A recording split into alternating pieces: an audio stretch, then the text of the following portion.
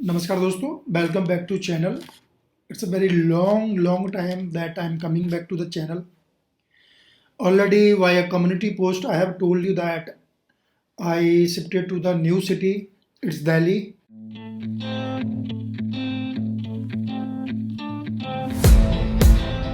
इससे पहले मैं जयपुर में निवास कर रहा था।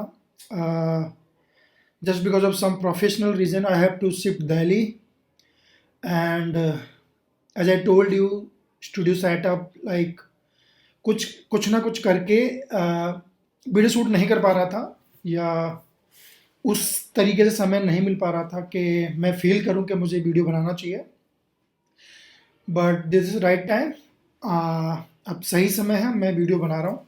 आई hope you will forgive me for this too much delay. जानबूझ के नहीं किया गया। There was obviously some reasons, otherwise you know how much I love shooting videos, editing, and providing you a content which may be useful. So finally, it is here. Few days back, I went to my friend. मैं किसी के घर जाता हूँ तो with permission मैं चीज़ें देखने लगता हूँ, specially somebody has a book library, वो चाहे छोटी हो चाहे बड़ी हो. If somebody has books collection, definitely I would love to search something for meaningful. मैं सर्च कर रहा था कि मुझे एक किताब दिखाई दी। किताब का नाम है man's search for meaning. Yes, let me show you. So ये बुक जो है विक्टर ई फ्रैंकल ने लिखी है। देखिए, इतिहास हमारा बहुत अच्छा भी रहा है, बहुत बुरा भी रहा है। मैं स्पेशली विश्व राजनीति की बात कर रहा हूँ। हमने अब तक 2 विश्व युद्ध देखे हैं। हम उस दौर में थे नहीं। उस दौर में जो व्यक्ति रहे हैं, उस दौर के व्यक्तियों को उन विश्व युद्धों की विभीषिका, तबाही, मातम, मानव हानि, आर्थिक हानि, कई तरह के जो हैं दुष्प्रभाव जो युद्धों के होते हैं वो उन्होंने देखे। हम उनके बारे में पढ़ सकते हैं, समझ सकते हैं, किताबों के माध्यम से इतिहास के इस दौर में वापस जा सकते हैं, लेकिन बिल्कुल उसी तरह सच तो नहीं जान सकते। बिल्कुल उसी तरह उस युद्ध की परिस्थितियों को तो नहीं भांप सकते। हम बस सोच सकते हैं, कल्पनाएं कर सकते हैं। वो कल्पना या तो यथार्थ से बहुत परे होती हैं या उस यथार्थ से बहुत छोटी होती हैं, लेकिन 100% तो वैसी नहीं हो सकती हैं। जिन लोगों ने भोगा, जो लोग उस युद्ध के शिकार हुए, जो लोग मारे गए, लाखों की तादाद में मारे गए, तो ऐसी ही कहानी इस किताब में विक्टर द्वारा उल्लिखित की गई है। द्वितीय विश्व युद्ध के बाद जो नाजी कंसंट्रेशन कैंप थे, यानी कि ऐसे कैंप जहाँ नाजी सेना द्वारा विद्रोहियों और दुश्मन देश के सैनिकों को गिरफ्तार करके, नागरिकों को गिरफ्तार करके गैस के चैम्बर्स में डाला गया। जो जेल थी उसमें प्रिजनर्स को डाला गया। उसमें महिलाएं अलग थीं, बच्चे अलग थे, पुरुष अलग थे। उनको तरह तरह की यातनाएं दी गई, उनको मार दिया गया।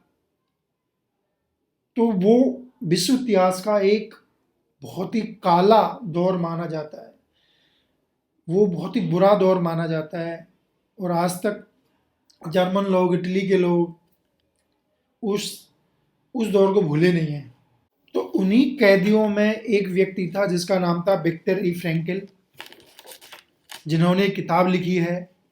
वो कंसंट्रेशन कैंप में थे उन कैदियों के साथ जो एक छोटे से कमरे में, मान लीजिए किसी कमरे में 10 लोगों की जगह, लेकिन उस कमरे में 40 लोगों को, 50 लोगों को, 100 लोगों को ठूंस दिया जाए, भूसे की तरह, रुई की तरह, बोरियों की तरह, भेड़ों की तरह।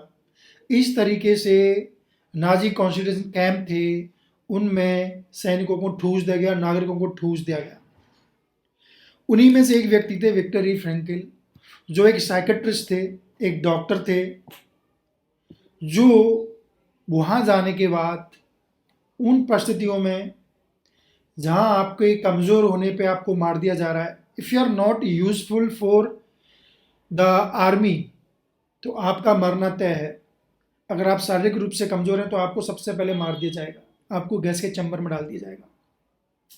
अगर आप थोड़े शारीरिक रूप से ठीक हैं, आप किसी काम को करने लायक हैं, तो आपको ज़िंदा रखा जाएगा, आपको खाना दिया जाएगा, आपको कपड़े दिए जाएँगे, आपको जूते दिए जाएँगे।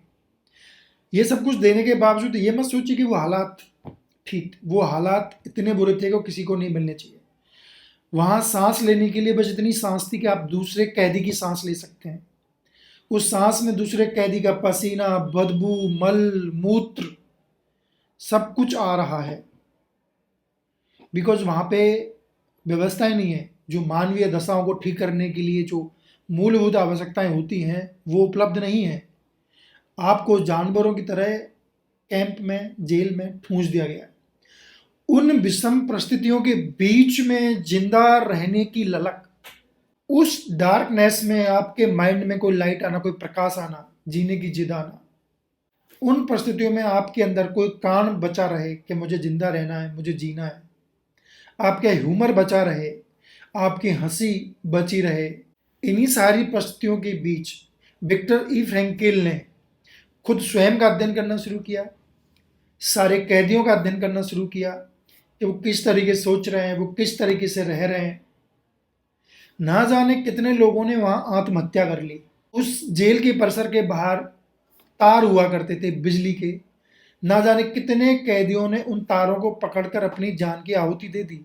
उन्होंने मौत को गले लगा लिया, जीवन नहीं जिया गया उनसे। उन परिस्थितियों में जो लोग लाइफ की मीनिंग को समझते हुए जिंदा रहने की चेष्टा कर रहे थे, उन्हीं लोगों का अध्ययन किया विक्टर ने, और उन्हीं अनुभवों के नाम पे एक किताब लिख डाली। आप एक बार सोच कर देखिए, आपके जीवन में बुरा से बुरा क्या हो सकता है। आपका परिवार छूट जाए, आपके अपनों की मौत हो जाए किसी हादसे में, आपका घर छीन लिया जाए, आपकी नौकरी चली जाए, आपको दिन 2 दिन खाना ना मिले। इनसे भी ज़्यादा बुरी हालतें उन कंसंट्रेशन कैंप में थी।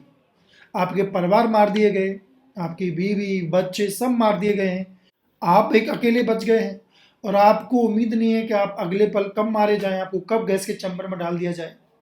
और शायद इसलिए ही विक्टर फ्रैंकल ने लिखा है कि शायद ही ऐसा कोई कैदी हो जिसके मन में आत्महत्या का ख्याल ना आया हो। और यहीं से विक्टर कहते हैं कि उन्होंने अपने आप से वादा किया था कि मैं कभी भी करंट के तारों की तरफ नहीं भागूंगा।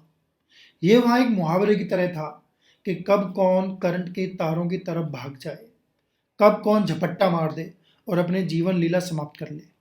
लेकिन उन परिस्थितियों में भी कुछ कैदी ऐसे थे जो अपना ह्यूमर बचा के रख सके। और कहा भी जाता है ना कि व्यक्ति को अपने जीवन का असली अर्थ, जीवन के संदर्भ तभी मालूम चलते हैं जब वो एक बहुत कठिनतम दौर से, दुखों के दौर से गुजरता है। When a man suffers from a very difficult and challenging time, then they come to know what is life, what is the meaning of life. So I can say this is must read book, and this is the hope from Holocaust. विषम परिस्थितियों में से जीने की इच्छा व्यक्त करती, जीवन को बचाए रखने की ललक पैदा करती, किसी भी स्थिति से बाहर निकलने की जदोजहद की कहानी अगर कोई किताब है तो वो ये है। इस वीडियो को मैं यहीं समाप्त करना चाहूँगा। मुझे उम्मीद है आपको वीडियो पसंद आया होगा। अगर आपको ऐसे बुक रिव्यूज़ पसंद आते हैं, and if you want to more such videos from my side, from my efforts, definitely I would love to do. Comments करके आप मुझे बता सकते हैं व्हाट काइंड ऑफ बुक्स, और आप किन पुस्तकों की समीक्षा चाहते हैं। मैं बिल्कुल प्रयास करूँगा, गंभीर प्रयास करूँगा। अगर आप चैनल पे नए आए हैं तो please subscribe the channel and hit the bell icon for new videos, new updates. अगले वीडियो में आपसे फिर मुखातिब होऊंगा। नमस्कार।